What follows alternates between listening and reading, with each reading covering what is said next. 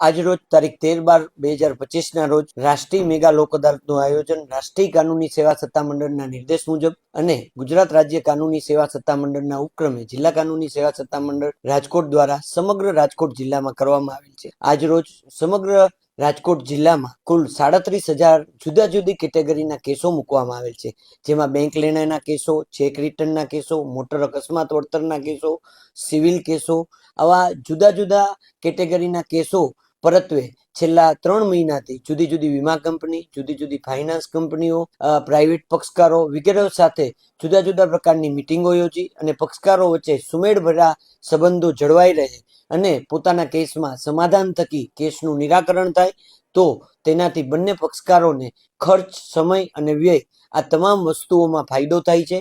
એક તો પોતાનો સમય કેસની જે અપીલ કરવાનો હોય એ બગડતો નથી, નાણાંનો એ રીતે કે જો કોઈ કોર્ટ ફી ભરવામાં આવેલું હોય તો એ કોર્ટ ફી પણ લોક અદાલતમાં સમાધાન થકી કેસો પૂર્ણ થાય તો એમને કોર્ટ ફી પરત મળે છે। લોક અદાલતમાં સમાધાનથી કેસ ફેસલ થાય એ તકરાર નિવારણનો શ્રેષ્ઠ વિકલ્પ છે અને બંને પક્ષકારો હસતા મોઢે લોક અદાલતમાંથી સમાધાન થકી કેસનો નિકાલ થવાથી પોતાના ઘરે જાય છે।